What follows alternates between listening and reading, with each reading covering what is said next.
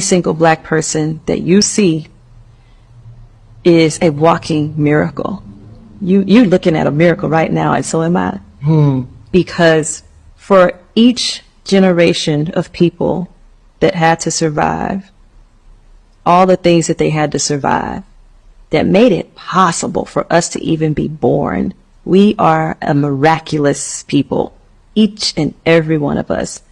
So if I was an ancestor, I would remind that baby first, if they didn't already know, your whole existence is a miracle. You have this unique set of capabilities, mind, physical form, all these things. You have this one life right here.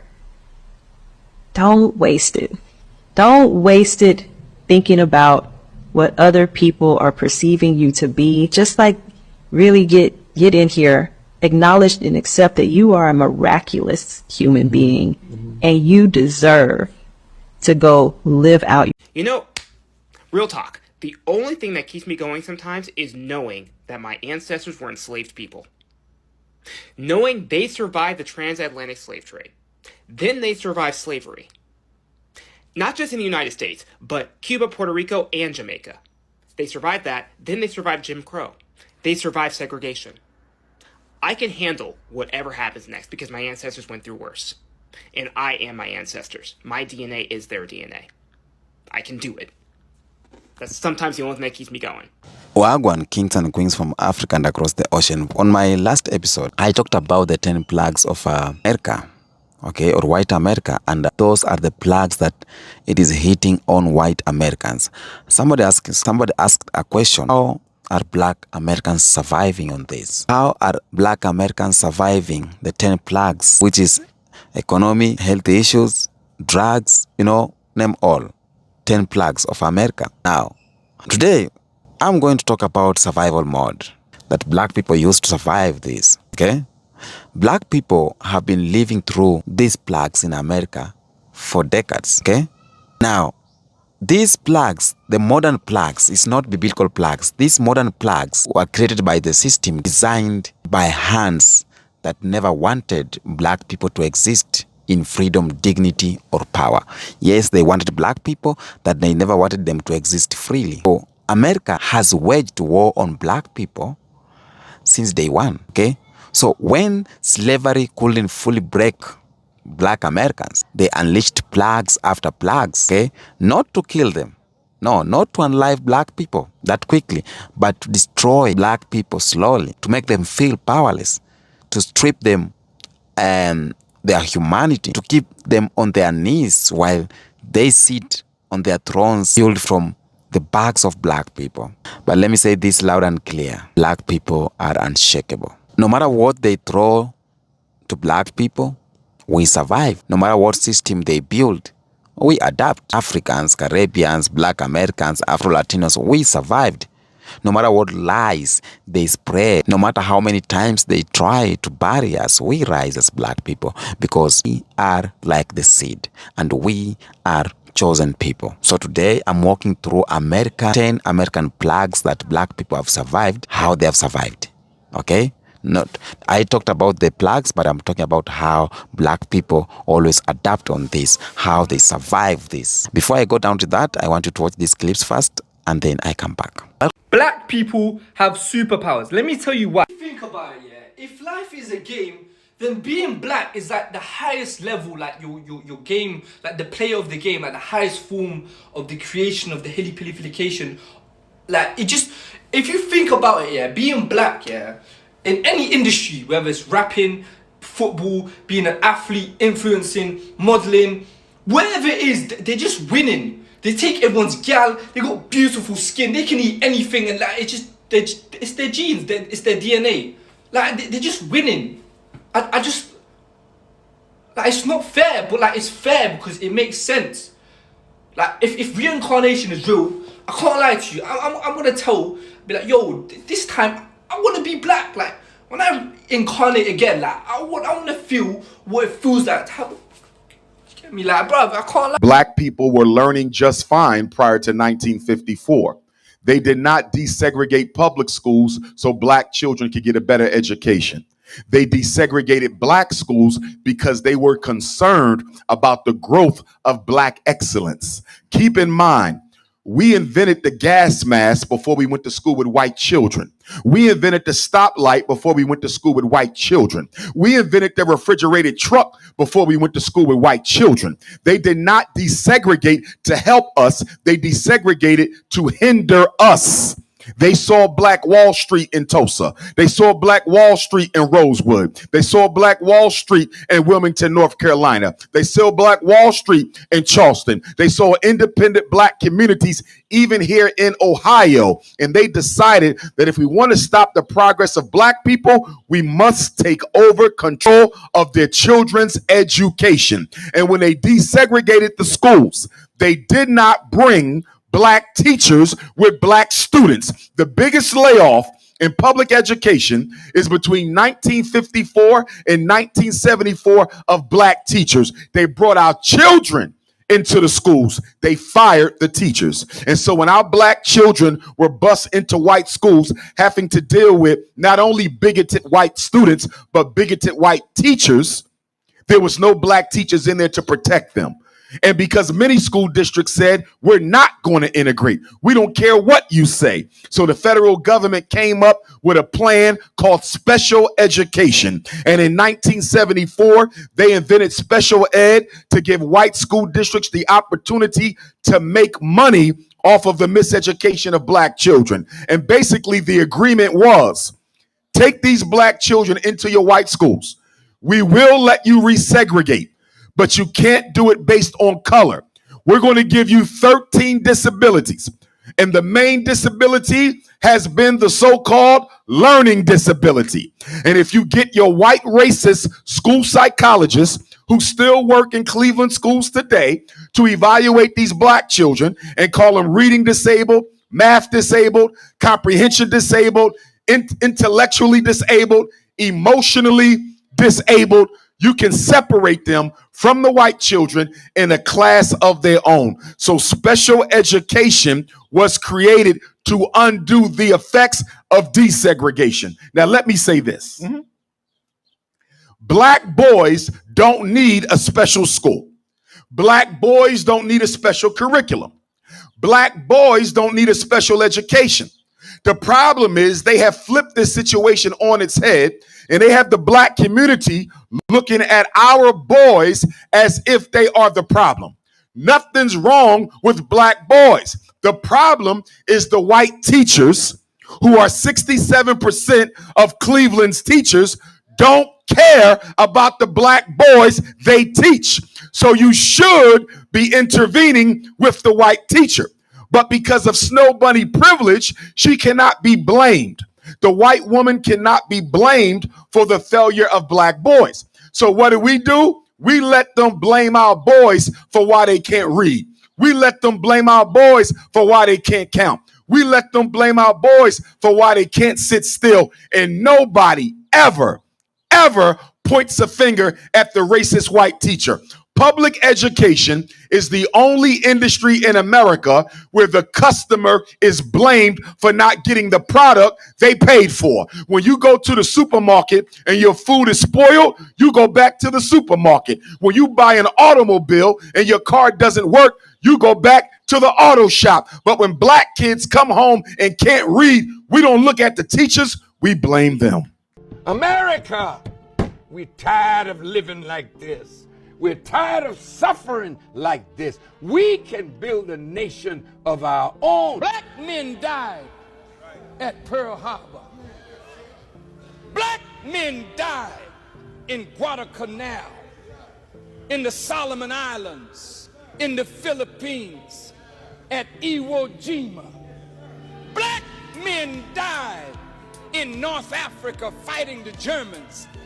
Black men died at Anzio Beach, at Palermo, at Naples, to free Rome, to free Paris, to free Europe. Damn it! We died to build America. And America has rebuilt Germany and Japan, and the nigger is still suffering and dying playing in the streets of America. So I was raised that Black people were God's favorite and they were the superior race. And it was interesting to be raised with that mentality because I think it's different than a lot of how other like white people were raised. And I do believe that if more people were raised this way, the world would be a little bit better of a place and maybe we can get along a little bit nicer together. Obviously, there's pros and cons to everything. So I would love to discuss the pros and cons of what it was like to be raised with this mentality, as well as like what you think about it and what you think we should do going forward to raise the next generation of children who are carrying the future for us. So how this mentality came about, I was really quizzical and curious as a child and very outspoken. It's interesting to look back now that we're in this ginger talk right now. I'm kind of reliving a few of the silly little traumas that we face as gingers. And I noticed that I was more outspoken between the ages of 0 and 8. And once I started getting really made fun of as a ginger, I kind of lost my voice and I wasn't as brave or outspoken and I was shy and timid. So it's kind of interesting to have that realization now, so many years later. Anyway, back to the important topic here. The way that this mentality was brought on to me was, as I said, I was very outspoken and, you know, I was quizzical and curious as a child. So before the age of 6, I asked my mom, why do we call them Black people when they're more different shades of brown? And I asked her, why do people treat them differently or call them names? Like, what does this mean? Why is this happening? And how do you explain race and racism to a child that is under the age of 6 in a way that they can understand? Because obviously they're not going to be able to comprehend or grasp the entirety of the depth of what racism really truly is. So how do you explain that to a child? She knew that I loved my brownies and my cookies baked a little bit longer than you're supposed to because the crispy edge of the brownie was always my favorite. And I loved when the chocolate chip cookie was a little bit crispy on the outside and a little gooey on the inside. And that was the perfect way to bake the cookies and bake the brownies. So she used that analogy. And yes, it sounds crazy, but as a 4-year-old child, it made perfect sense. And she used that analogy and she said, you know how you like your cookies and your brownies baked a little bit extra? That's kind of what God did with Black people. He took more time and more love into creating Black people. And that's why they're a little bit darker than you. He just baked them a little bit longer. That's how she described race to me. And she said that anybody who talks badly about them or is mean to them is just jealous. So right away, I was kind of just like completely infatuated and just in awe of Black people because I'm like, oh my gosh, what is it like to be God's favorite? What is it like to, you know, just be loved a little bit more from God? Like, I just thought it was incredible and amazing. And so I always just gravitated towards Black people because I was like, oh my God, like they're so lucky. Do they know how lucky they are? Like, how cool is it that God spent a little bit more time on them? I was fascinated by it. And come back. Our ancestors, Africans ancestors, Caribbean ancestors, Black American ancestors, but to be precise, Black Americans, they carried chains but still sang songs of freedom. The grandparents lived under Jim Crow but still built families, churches, and businesses. Our parents lived under colonization. They faced poverty and systematic racism but still raised us with pride. Okay? So what you are saying right now, we are the continuation of that legacy. We are not victims as Black people. We are survivors. And let me tell you, every Black person is a miracle. If you see a Black person walking strong and bold, he is a miracle. Because being Black in this world is somehow traumatizing. But we have managed to create. We are creators. We have managed to build. We are warriors. We are healers. You know? So I want you to notice something. With every issue, every plague they unleashed, there is a way Black people created a countermove. When they were attacked, they attacked the pockets Black people built on economies. When they locked Black people in prisons, our minds was freed. When they stole the culture We made more. When they poisoned the psychological of black people, we found self-love again. And this is why America is shocked. The system panics because every time they design something to break us, it falls. We are like water. You cannot destroy water. I said that and I'm saying again. You cannot destroy water. You can only redirect it. You can freeze it. When you redirect it, it always finds a way. Even if it's an hilly way. That's black people in America. That's black people in Caribbean. That's black people in Africa. Okay? For example, the one in America, because I'm directing about them, they are uncontainable, unbreakable, and undeniable. We cannot deny this fact. Black Americans are unbreakable. That is reality. Okay? Now, according to the plaques that I shared, let me talk about economic oppression, poverty by design. Okay? From the very, very, very beginning, America made sure that black people were trapped in an economic system that kept them poor, that kept them desperate and dependent. So after 400 years of free labor, you would think that freedom meant opportunity. No.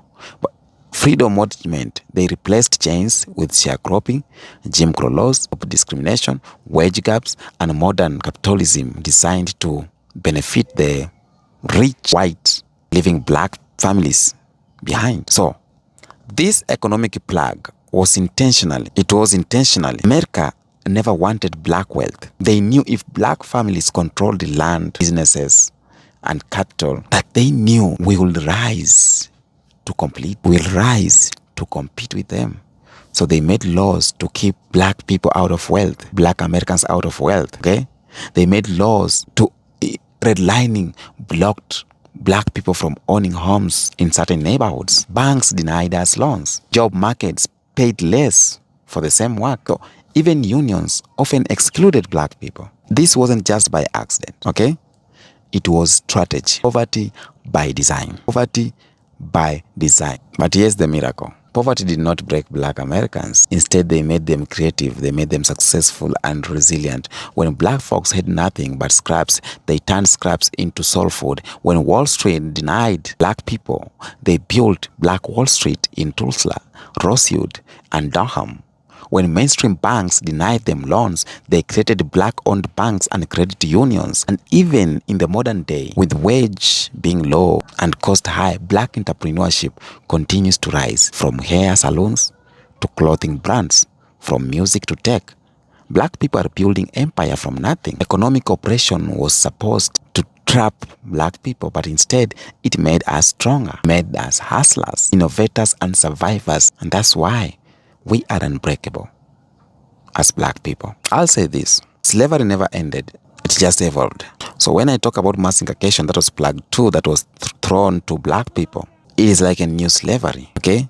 The 13th Amendment made slavery illegal except as punishment for a crime, okay? And from the loopholes, America built the prison system. Why? From the late 1800s, convicts leasing to modern private prisons, incarceration became the new way to enslave black people. They criminalized black man for standing on corners. They criminalized black man for loitering, for being suspicious. Okay. Later, the crack epidemic and war on drugs became tools to lock up millions and millions of black men and women, even though studies show that white people used drugs at the same rates. So these plagues of mass incarceration was designed to wipe black fathers out of homes, to cripple black families and destroy generations. But survivals in black people, even in cages, black men and women refused to let their spirit die. Malcolm X found his voice in prison. Countless brothers came out and became leaders, entrepreneurs, and mentors and motivators inside those blocks. Minds sharpened and faith grew. So prisons was supposed to be the grave of black people. Instead, for many, it became the fire that shaped diamonds. Plague number 3 thrown to black people, it is systematic racism. Systematic racism is a silent plague. It hides in institutions, schools, hospitals, workplace, housing markets, banks. It doesn't scream like police brutality, but it quietly strangles progress. When you apply for jobs, your name can be a nerve for rejection. When you go to school, your district funding is less. When you seek health care, your pain is dismissed. When you buy a home, your property is undervalued.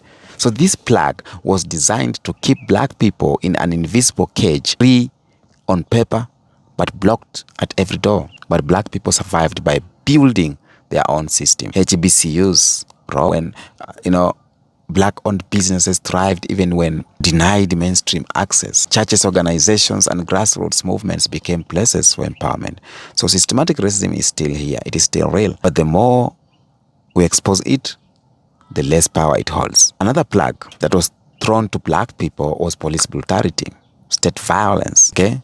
But what they did, black people, it sparked movements. Civil rights movement was born from police violence. The Black Lives Matters movement was born from police violence. So every time they try to silence black people with fear, we rise louder, more united, more visible, okay? Police brutality was designed to keep black people in chains, but instead it birthed a generation of activists and freedom fighters. Number 5 plague thrown to black people, it is medical neglect. Medical neglect, okay? America has always treated black lives as a disposable in healthcare. From experimenting on enslaved women without anesthesis, to the Tuskegee syphilis experiment, to the ongoing crisis of black maternal mortality, this plague has stolen lives a lot. Hospitals dismisses pains of black people, deny care, underfund the communities, and it was bad. During COVID-19, black communities were hit the hardest not because of biology, but because of the system negligence. But black people survived by becoming their own healers. Let's go to next. Plague number 6 that was thrown to black people.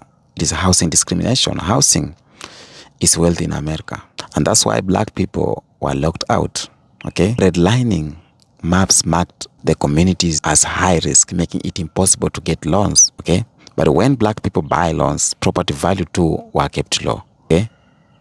But later, gentrification became the new plague, pushing black people out of neighborhoods, okay? Black people built into cultural hubs, into harems, into Compton, Atlanta, Chicago, okay? And the presence of black people created value, and once it rose, again they pushed them out. Pushed black American out. But black people know how to make homes anywhere. Wherever we go, we build community, music, food, culture, and they can take the land, but they cannot take the soul out of black people. That's another thing, okay? Now, plague number 7 is broken education. Education was supposed to be a great equalizer, but for black people, America never intended to educate black people. So they underfunded their communities. But instead of breaking black people, it fueled hunger for knowledge, okay? Black people created HBCUs, produced world-changing scholars, writers, and scientists. Even in the worst schools, black kids excel. Black kids still innovate and create because intelligence cannot be caged. Number 8 is cultural theft. America steals everything. Black culture, music, dances, language, styles, from jazz to hip-hop, braids to fashions. They copy and profit while erasing our names. But what they don't understand is that the creativity of black people is infinite or infinite. Every time they steal, they create again. They stole blues, black people created again. Hip-hop, they stole hip-hop. We made drill. So cultural theft was supposed to weaken black people, but instead it proved that we are the engine of global culture. Plague number 9, thrown to black Americans, black people, it is the media demonization. The media has always painted black people as criminals, thugs, angry, dangerous. So these stereotypes justified slavery, segregation, and mass incarceration. But now the script is flipping. Social media is giving black people their own voices. Black filmmakers, YouTubers, podcasters, and influencers are writing full history. They try to destroy black people with lies, but the truth is out here. The last plague is psychological welfare, okay? And that is the deadliest plague. Convincing us to hate ourselves, convincing black Americans they are less, convincing Africa they are primitive, convincing Caribbeans they are not people enough to be people, okay? But I am happy we are breaking free. We are breaking very free. Some things like natural hair movement, melanin pride, African history, rediscovery, self-love is spreading. So they wanted us to hate ourselves, but now we are done with that, okay? So America gave black people 10 plagues: poverty, incarceration, racism, police brutality, medical neglect, housing discrimination, broken education, cultural theft, media demonization, and psychological war. But Black Americans are still here. They are commenting here, still standing strong, still thriving, still beautiful. You survived all, my Black Americans, brother. You survived all. You turned every survival into strength. And this is why you are unbreakable. This is why the world copies you. This is why the world fears you, studies you, because they know if Black people unite fully from Africa across the ocean, nothing can stop us. So just walk proud as a king, okay? Until next episode, peace out.